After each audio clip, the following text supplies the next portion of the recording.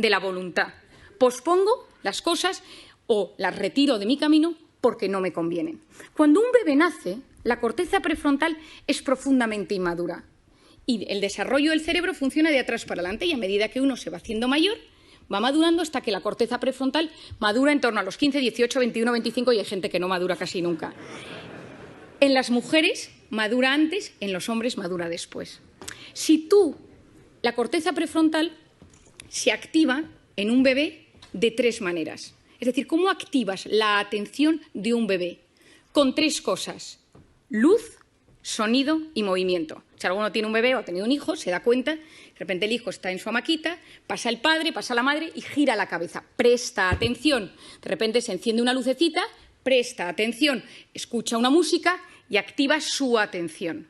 ¿Qué queremos nosotros con la corteza prefrontal de nuestros hijos?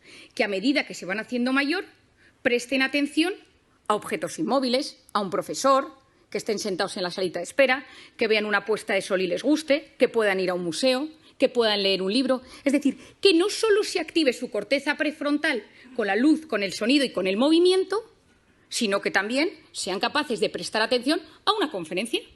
¿Qué pasa si yo le doy a mi hijo una tablet, un iPad, lo que sea, con 6 meses, con 1 año, con 2 años, con 3 años?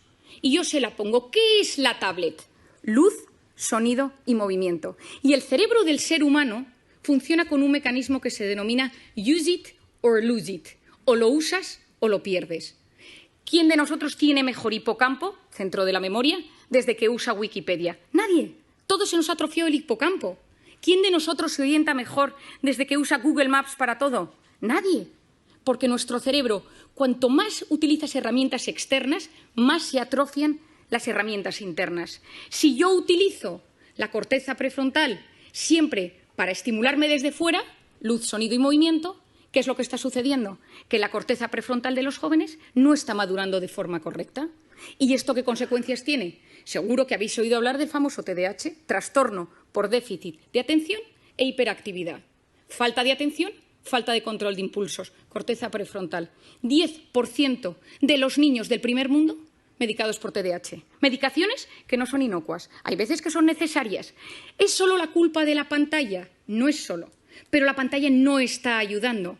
¿Por qué? Porque si yo quiero ayudar a que se desarrolle bien mi corteza prefrontal, necesito posponer el uso de la pantalla en los niños. Si nosotros, que somos adultos, que nos educaron sin pantalla en nuestra corteza prefrontal, ya nos damos cuenta que constantemente esto nos alivia, esto nos ayuda, no podemos vivir sin el teléfono, nos damos cuenta que nos lo hemos olvidado y hay un sudor frío por la espalda, que somos conscientes de que lo necesitamos, lo llevamos colgados y a veces incluso algunos pegados en la mano como si fuera un reloj. Imaginemos en niños que tienen su corteza prefrontal en plena fase de maduración. Y necesitamos niños con criterio, necesitamos chicos que sean capaces de saber discernir el bien del mal, de buscar la información. Estamos enamorados de la superficialidad porque no somos capaces de profundizar. El otro día le compré a mi hijo mayor un libro de los 5, que yo supongo que aquí todo el mundo lo ha leído, y me quedé horrorizada.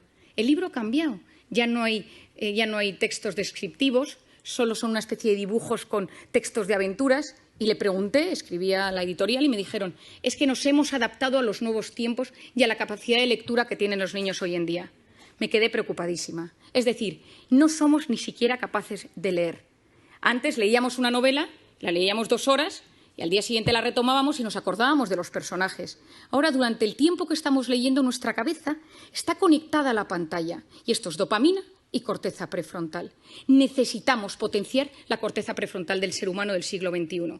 ¿Significa que tengo que coger mi teléfono y tirarlo a la basura? Por supuesto que no.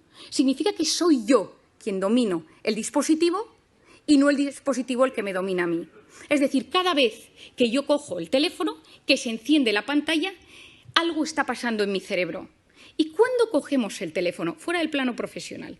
¿Cuándo utilizamos el teléfono? En 2 momentos. Cuando uno está aburrido o cuando uno está estresado. Uno está escuchando una charla, está escuchándome hoy, está de repente, ¿quién no le ha pasado en estas múltiples entrevistas o sesiones por Zoom eternas? Y que uno se da cuenta que no es capaz de seguir el hilo de la conversación y su cerebro le pide el teléfono. ¿Por qué? Porque me estoy aburriendo, me estoy poniendo nervioso porque no me entero bien. Es decir, nuestro cerebro, ante el aburrimiento o ante el estrés, nos pide pantalla. Si esto lo hacemos también con los niños y con los jóvenes, ¿qué sucede? Que no estás dejando a los niños aburrirse, y el aburrimiento es la cuna del asombro y de la creatividad. Nadie ha descubierto nada grande en un momento de hiperestimulación, en un momento ajetreado. Unos vieron caer una manzana de un árbol, otros paseaban por los jardines de Atenas. Es decir, si tú quieres crear algo, si tú quieres que te pasen cosas buenas, necesitas ser capaz de frenar el círculo de la hiperestimulación. Y te tienes que empezar a aburrir, porque cuando tú te aburres o dejas que tu hijo se aburra, pasan cosas en el cerebro. Si tú no sabes gestionar el estrés y cada vez que te enfadas con tu marido, con tu mujer, y fijémonos, coges el teléfono, tu hijo te pone de los nervios, coges el teléfono, has tenido un problema con tu jefe, coges el teléfono, porque te alivia, porque fue diseñado para aliviar y conocemos los mecanismos que subyacen al tema, pero entonces ya no sé gestionar la ansiedad. Y ojo, quien no sabe gestionar sus emociones en el siglo XXI lo pasa muy mal. Y si me vuelvo al campo de los niños y si me vuelvo al campo de los jóvenes, el que no sabe gestionar estos problemas acaba con problemas de tolerancia a la frustración. Yo siempre digo que darle a un niño un teléfono es como ponerle un minibar en su cuarto. Es decir, oye, que cada vez que te encuentres mal puedes tomarte un chupito. Porque el cerebro se siente aliviado ante esa carga de estrés. Tenemos que conocer cómo funciona la pantalla, tenemos que conocer cómo funciona el cerebro para entender que es algo bueno, que las pantallas traen cosas muy positivas, pero que tengo que ser yo quien domine el dispositivo y él no a mí. Hay un documental que se llama The Social Dilemma, hecho por Netflix, que os recomiendo. Está Tristan Harris detrás de ello, que es lo que denominan en Estados Unidos, le llaman the closest thing Silicon Valley has to conscience, lo más cercano que tiene Silicon Valley a la conciencia, porque él ha abierto la posibilidad de que haya comités de ética en las grandes empresas tecnológicas para hablar de estos asuntos, porque es la primera vez en la historia que los hijos son menos inteligentes que sus padres. Y me refiero a inteligencia, capacidad de buscar, capacidad de discernir, encontrar dentro de toda la información y saber encontrar lo importante. Estamos en la era del exceso de información y de la falta de formación. Y encima estamos generando una sociedad que no sabe buscar lo correcto, porque ante el estímulo tu cerebro no te permite frenar, no te permite el silencio. Por lo tanto, tenemos mucho. Estamos hiperestimulados, nos llegan demasiadas cosas y hay un fracaso en la gestión de la abundancia de lo que nos llega. No sabemos gestionarlo. ¿Qué creo que es lo importante? ¿Qué ideas os daría? La primera de todos, que yo la he recomendado en todas partes, en mis conferencias, en mis libros, a todo el mundo, quitar las notificaciones de la pantalla. Porque las pantallas, cada vez que nos llega algo, que puede ser un grupo del colegio de mi hijo, puede ser un grupo de amigos del tenis de los sábados, es decir, son cosas que hacen pequeñas activaciones de la corteza prefrontal que a la larga me la debilitan. Y que recordemos esto, necesitamos una sociedad con una buena corteza prefrontal. Potenciar esa corteza prefrontal posponiendo la recompensa. Me apetece meterme ahora a ver si me ha escrito alguien por WhatsApp. No lo hago. Me apetece pedirme esta comida ahora. No lo hago. Me voy a meter en Amazon y me voy a comprar esto para que me llegue mañana. No lo hago. Yo pospongo la recompensa. Mi padre, que es un gran sabio de la voluntad, siempre ha dicho, una persona con voluntad llega más lejos que una persona inteligente. Por otro lado, esculpir nuestra atención. ¿A qué quiero prestar atención? Las cosas buenas de la vida suceden en la vida real, porque la vida virtual va a base de gratificaciones instantáneas. Volvamos a conectar con la vida real. En plena pandemia, sí, en plena pandemia tengamos que conectar. Durante tiempo nos han dicho no saludes, no sonrías, no te acerques, no abraces. Y ahora yo lo que digo es, tomemos tiempo para preguntarle a la gente cómo está de cara. Sonriamos a las personas. Volvamos a generar esa conexión humana que es absolutamente clave. Y no quiero terminar sin hablaros de una cosa que para mí, y a pesar de que sé que es un ámbito que os va a sorprender, es fundamental.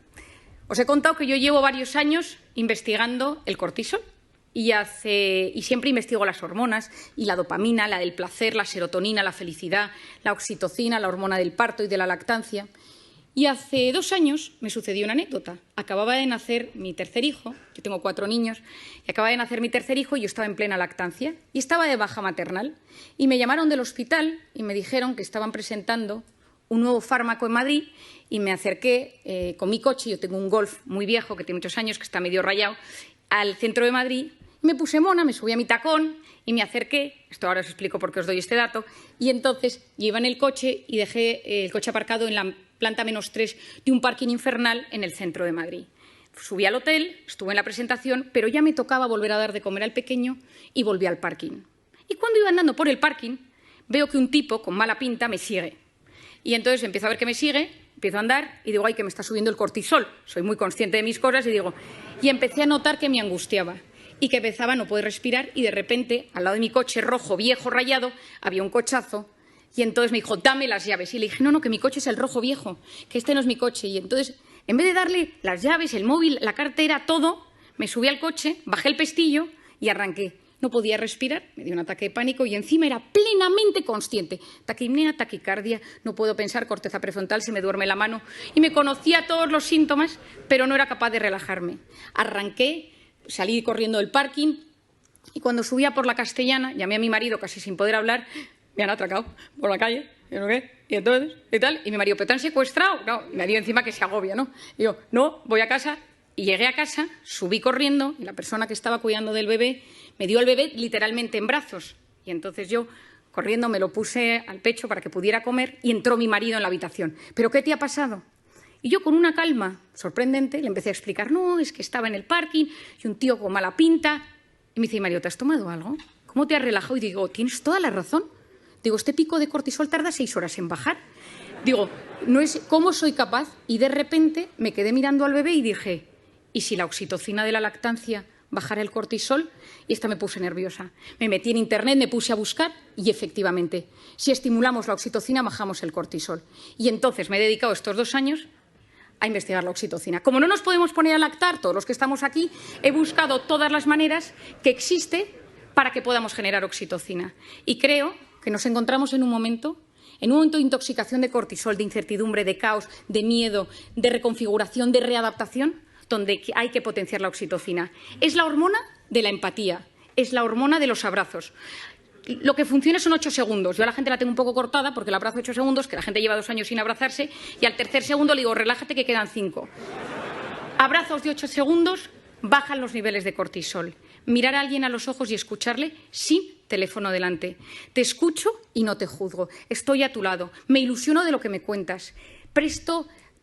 Dedico tiempo a hacerte feliz. Esto es la oxitocina, es la hormona de los vínculos, es la hormona de lo que yo llamo las personas vitamina. Por lo tanto, en esta sociedad, en este momento donde todavía hay mucho cortisol, donde todavía hay mucho miedo, donde nos estamos adaptando, volvamos a la vida real.